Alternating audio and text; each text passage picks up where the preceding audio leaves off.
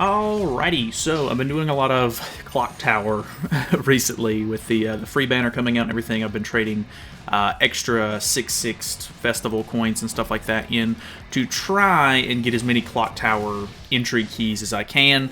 And I've been looking around trying to find teams that can do really, really well in Clock Tower. And obviously this Escanor is kind of the key figure here.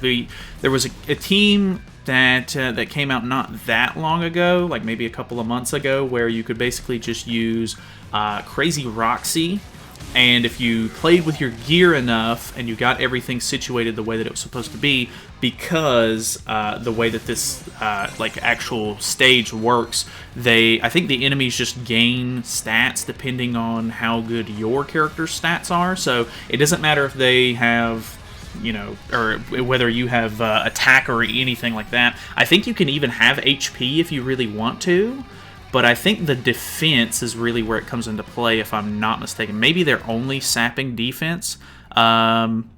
Decreases the hero's damage. Where am I looking here? I think it's this one, if I'm not mistaken. Okay, so increases allies' attack by 10% of all enemies' attack, by 10% of enemies' defense, and then max HP as well. So I guess technically you would not want to have the HP gear on as well. So they're just basically taking your basic stats from your whole team and kind of just increasing their own because of that. So there was a way that you could use Crazy Roxy, and I think we went over this on the channel at one point. I don't know if I really had it dialed in quite correctly. And this one that I'm using right here is by, I've seen it on Twitter, it is by Tumugi, which I hope I'm saying that right, but they're using this team right here. And I'm a big fan.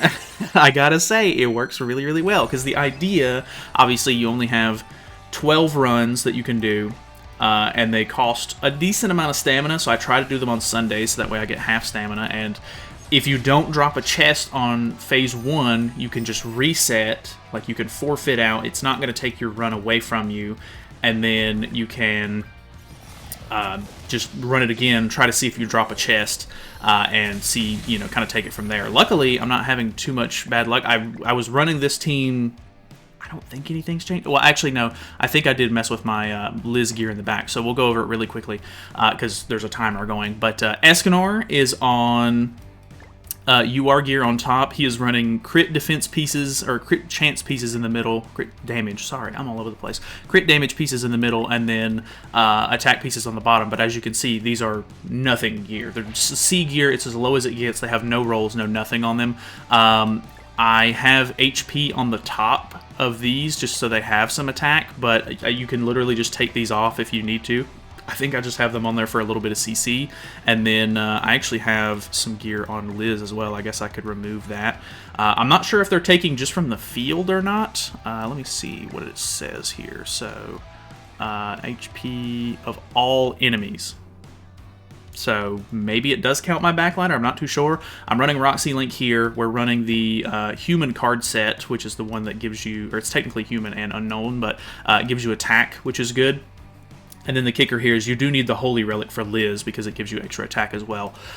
In his Twitter post, I actually have it translated right here. He says that if you don't have the New Year's King, that you can substitute for Mikasa and Blue Shin. And he also says that he's using attack food as well. The translation's, of course, rough because it's Google Translate.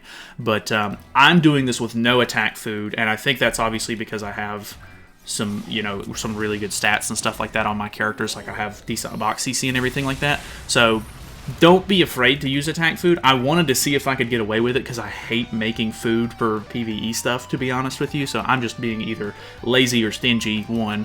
But luckily, I'm able to get away with it, which is actually really nice. So you can basically just run no gear if you want on the King and the Arthur here. And then I guess you could run no gear on Liz as well in the back. And then Escanor is just using my UR gear top pieces with the attack. They're 15% rolls, so do know that they are pretty much as good as they get. I do have a 6/6 Roxy Link. This is what was happening a little bit too. So just to be safe, if you're not going to be running attack food and you're getting the same result, I was throwing this King single target out as well. I should just use the attack food so I don't have to deal with that, but Either way, because the idea here is, you want to get through phase 1 as quickly as possible, so you know if you're going to reset or not, because there's only 12 runs. You only have 30 minutes to run all 12 of the stages, and then I have had 0 issues with the single target killing on phase 2 by itself. So if you're not quite doing enough damage for the extra little bit to kill there, because I'm doing roughly like 60, a little bit over 66%, because obviously he has to make up the extra 33% from the half damage that he does with the extra effect. But in that regard, if you're not quite meeting that criteria, you could definitely run the attack food. But it seems pretty consistent as far as me being able to not use attack food and not have to worry about throwing an extra card on phase 1. But sometimes the red one does survive with just like a tiny little sliver of HP, and so I do have to kind of throw out an extra card sometimes. I guess if I really wanted to, I don't know if I have crit damage food. I have a little bit.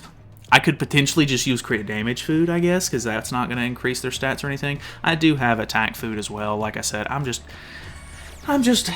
don't like going through it, I guess. I really hate using skip tickets and stuff on running food stages and everything. I guess realistically I should just take the time to just let it auto farm food stages or something, but it's just me being lazy. But either way, that is my small little update. This is what I have been kind of messing with a lot over the past couple of weeks, trying to do as many of these as possible, because if you didn't see my video that came out on Sunday, which is today. I don't know if I'm posting this the same day or not. I didn't get a chest there, so I got to reset. But I did finally SA6 my whole box, so at this point, any extra coins that I'm getting are probably getting converted into True Awakening coins, or saving them for additional characters whenever they release. So that is pretty much it. I don't have anything else to go over. Once again, shout out to Tamugi for posting this video, or his team and everything on Twitter. I will leave a link to his Twitter down in the description if you want to. I do follow several JP players actually at this point, just because they obviously get some of the updates a little bit early. They're able to mess with some of this PvE stuff, and some of them are a little bit more PvE oriented, which I kind of like. I like seeing what kind of cool teams they come up with. I typically see like fast farm, final boss teams and stuff like that a little bit earlier than I see them on global, of course. So I don't know, just kind of like a nice little quality of life thing for me, I guess. I just get to see stuff a little early, and some of these players actually mess with the content. So that is pretty much it from me. Thanks for watching. Hopefully this was helpful. Escanor, crazy beast in PvE, and yeah, see you guys later.